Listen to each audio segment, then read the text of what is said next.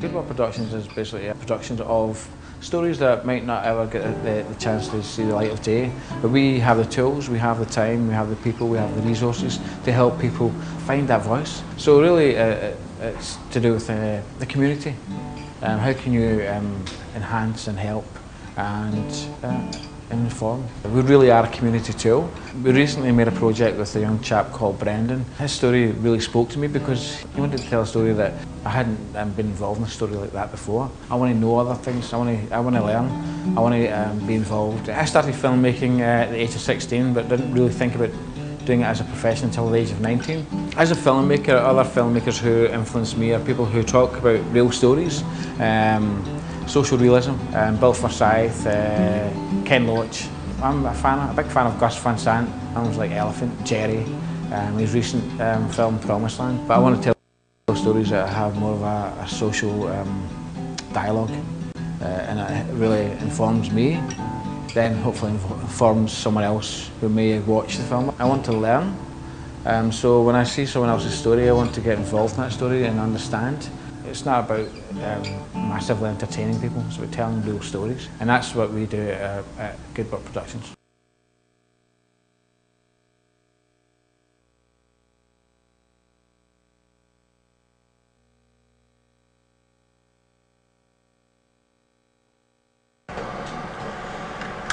Okay, ladies and gentlemen, with another technical glitch of Cheap Trick with Mighty Wings. And Mortal Kombat from the Immortals, as well as Short Change Hero by the Heavy.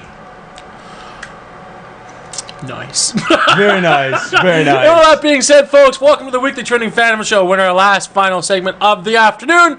And basically, once again, we're broadcasting live here at CKMS Sound FM 100.3 on the FM dial. You can always hear us on the station's website, which is www.soundfm.ca. Plus, on top of that, you can always see us and hear us live through our own website, which is www.thewtfshow.com/live. With that being said, throughout the commercial break, once again, we've been talking about what is going to be our last segment. With that being said, we're going to talk about some TV stuff. Would be absolutely fantastic for everyone that's out there.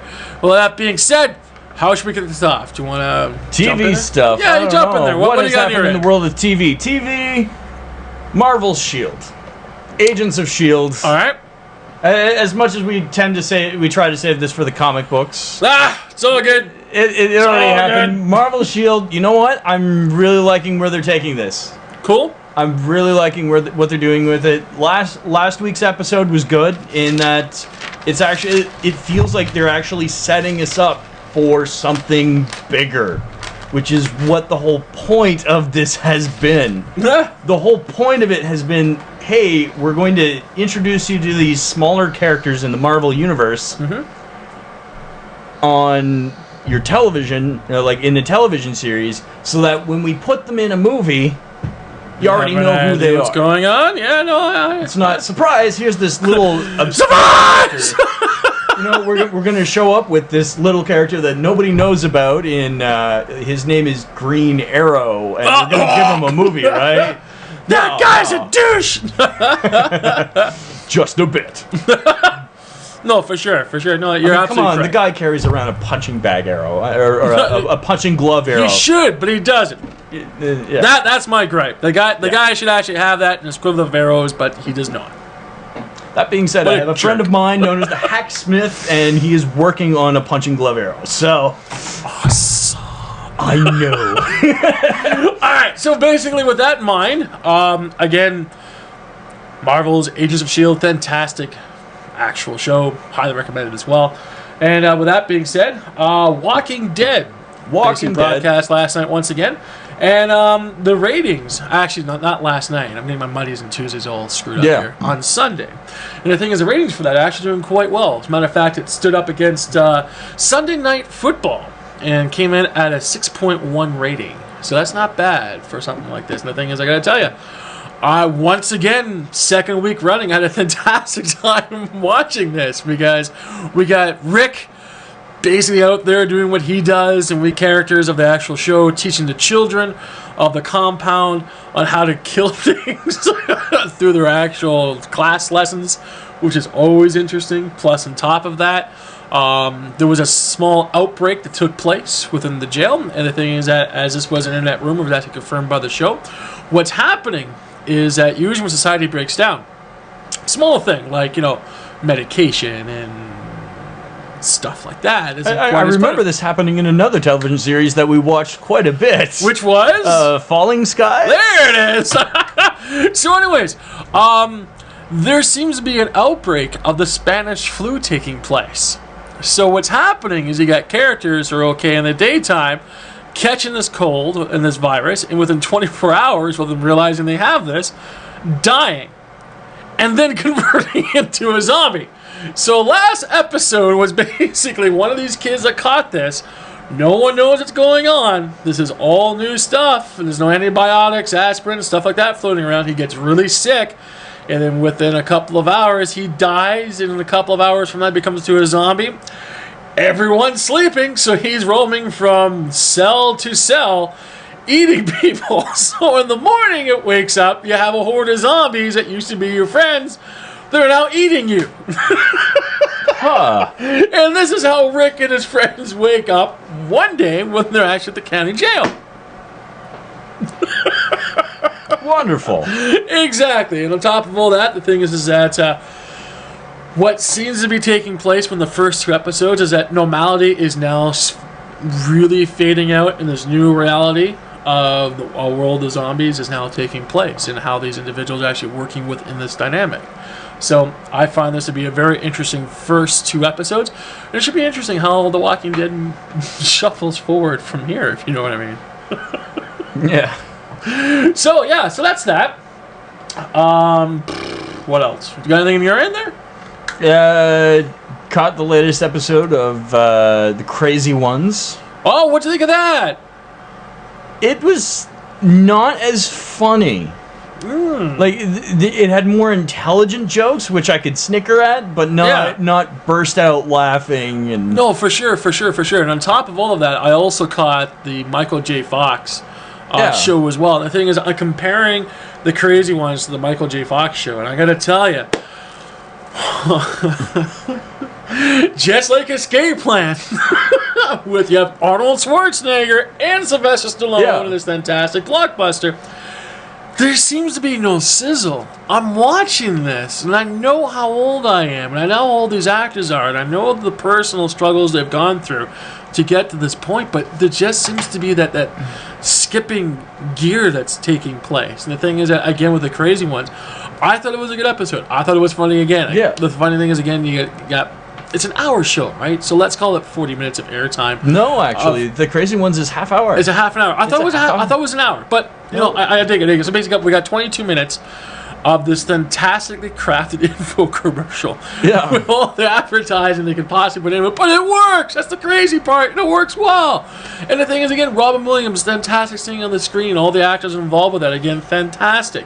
But the thing is, again, it's just skipping a gear, and it's driving me nuts. Because the thing at the same time here, we're talking with The Walking Dead that came out at a 6.1 rating. And the thing is that, again, the show that I want to see, which is The Crazy Ones, it's not even up there, the top 5 of the top 10 of actual watching. And the thing is that, again, with Michael J. Fox and his actual show coming out as well, which I finally saw over the weekend as well, I'm going, this is some fantastic stuff, but it's just missing that step. What do you think, 2.0? Am I just missing on this? No, I think you're right on it. And in terms of the Michael J. Fox show, I've been watching it quite a bit. So what I see it is it's trying to bring back the old Home Improvement type thing.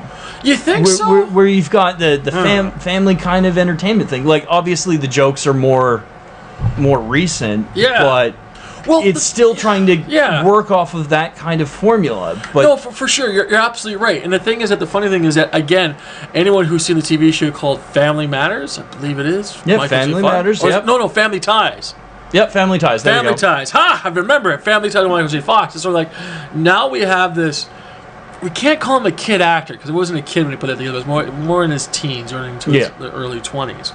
But the thing is that we have this younger actor who used to be part of that sitcom, now the father figure of his own show, which is very, I don't want to say odd for me to see, but again, it's like, just Yeah, it's like it's weird. It's like at least when I was growing up at home, I was watching all the all the sitcoms that were across the board. But now, if kids want to go and watch a sitcom, they go to the Disney Channel. Yeah. So They see it online. Or they see it online. So Exactly. they're not gonna be paying attention to whatever is happening in terms of the Michael J. Fox show. They're not gonna catch that. Yeah. The parents that the people that are going to connect with it are people that are already Michael J. Fox fans. No, for sure. Exactly. And the thing is, that's not doing that fantastic in the ratings either, which is which is very, very unfortunate. But and at the same time, here, I think The Crazy Ones is funny as well. But again, I don't think these shows are going to last more than a season, which is really, really too bad. Because again, Williams needs an actual hit, and I think Fox needs an actual hit as well. Robin Williams doesn't need a hit. He just needs to get another show up at the Met. That's really all he needs. Another tour, perhaps. But however, the thing, as I said before in our most recent broadcast here, the Weekly Turning Phantom show, is that Robin Williams went through a divorce, which took half of his actual money plus more. So he's like broke. And it's like, damn, man. And the thing is, as well, one of the few niches I had with my ex, we're talking back and forth, and I went, "Hun, I think about a prenup." That didn't go over so well. It was like, yeah. No more of the nanu. yeah, that's gotta be so heartbreaking. But the thing is that, you know what? Hopefully I'm wrong. Hopefully shows will be on for a while. And if they do see the actual end coming shortly, hopefully they can wrap it up in a really good way. Because the thing is, again, they got a huge hill to climb. Huge. So, what else I got on my little note here as well?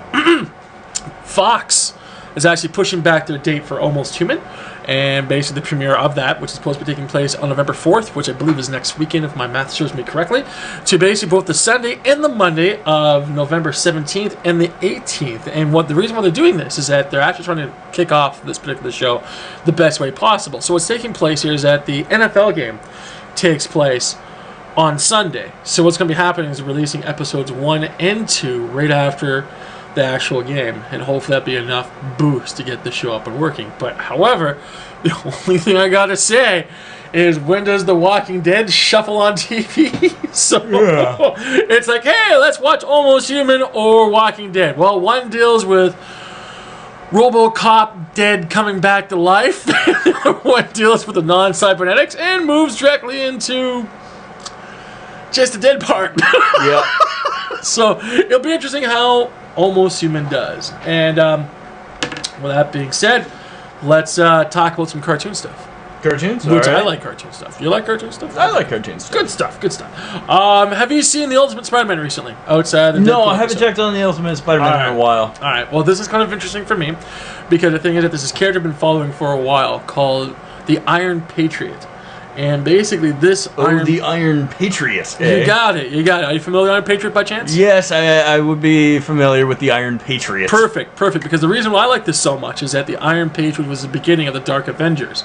And one of the few things I like what they did in Marvel comic books is basically they started up their own Avengers team in the PR aspect within society. So you have this villain bringing other villains in to be the Avengers. And the things that weren't really the Avengers is basically Norman Oswald basically taking over the Avengers part within the public perspective, which I found to be a fantastic storyline. But unfortunately, just like a lot of storylines in Marvel, it kind of fizzled out and people kind of forgot about it, and it basically went off in this weird direction. That way. But the thing is that, again, they brought this character into the Ultimate Spider-Man cartoon. And it's aren't they bringing that in because of what was it? Iron Man 3. They had the Iron Patriot in there too. You got it, but that was actually treated in a different aspect. That was I forget the actual character that played that. Yeah. And just very interesting with that. So basically the thing is that with that, again, very interesting for me to see, and it should be interesting how that moves forward with that. So should we go plus on top of that? Also, Legend of Korra took place over the weekend as well, which I saw. And they came out with this part 1 and part 2 called Beginnings. And I got to tell you, folks, Legend of Korra was a these 2 episodes, absolutely fantastic. Highly, highly recommended. And just cool. You know what I mean? So, again, the thing is that from that, if you haven't seen it yet, I'll put some links on the Weekly Trending Fandom page, and hopefully people can actually reciprocate around that and actually get involved with that, if you know what I mean. So, with that being said, what else we got here? Oh, yeah, that's a little bit of wrestling stuff here before we sign off. A little bit of wrestling? A little bit of wrestling. All right. TNA, Bound for Glory, pay-per-view, supposed to be a major pay-per-view for TNA. Absolutely horrible. What I mean by that is that if you look at the actual long shots from the crowd, hardly no one showed up for one of the major pay-per-views. I think TNA is now officially in a lot of trouble. Plus, on top of that, I think Hulk Hogan's also been released as well. So the thing is that I think we're beginning to see the last bits of TNA. But however, AJ Styles is now the heavyweight champion for TNA. So, I don't know. When you have a big pay-per-view, Bound for Glory, kind of go under. It's not good.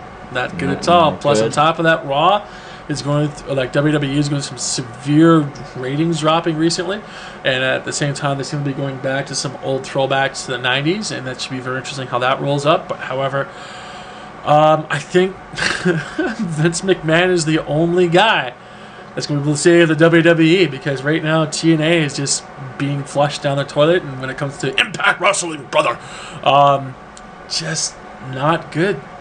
Not good at all. I don't know. Do you have Mr. Hulk Hogan coming back in? Well, that's the funny part. The thing is that usually for wrestling stuff, what they do is they sort of like borrow off the actual inertia and the momentum for actual characters and wrestlers and performers such as Hulk Hogan, and hopefully from that new momentum they could put into their storyline, allow them to reciprocate throughout the talent and move forward with that. But unfortunately, just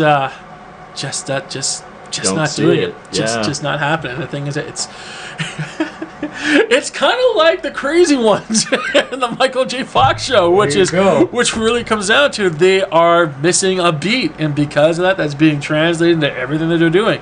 So the thing is that TNA is slowly going down into obscurity, and it's going to be very interesting how they bounce back from this. My personal opinion, TNA is now on a 6-month clock period. If they're not careful with that, then they could be in a lot of trouble, if you know what I mean. Yeah. So it's going to be interesting how all that comes together, if you know what I mean. So yeah, that's how. So with that being said, TV shows that I want people to not forget about. Remember, Agent of S.H.I.E.L.D. is taking place tonight. So that is, again, happening at 8 o'clock this evening. Plus, on top of that, there's another TV show. It's more of a reality thing called American Daredevils, which is taking place tonight as well at 10 o'clock. So the thing is that, again, with American Daredevils, it's the whole last of basically dealing with daredevils. Surprise, surprise. And the thing is, I think this is trying to actually bring some ratings in, because right now, as everyone knows, that the champion right now is reality television. So the thing is that reality TV going around doing its thing, it should be very interesting how they bring daredevils into this.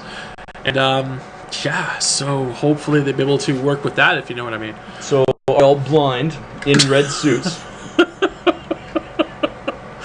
Otherwise, that would be funny. From Marvel Studios, Daredevils will take the average Joe and put him in awkward situations. As an example, tight walking across the Grand Canyon in red spandex suits with no eye holes. or the ultimate curse, have them be Ben Affleck for a couple of days. Yeah, crazy stuff. So, that being said, any more TV stuff on your end of things there, good sir? And that's all I've got from TV stuff. All right, well, on that note, then, let's conclude episode 21, season 3 of the Weekly Trending Fandom Show. Folks, this is you. Thank you very much for joining us for another fantastic broadcast.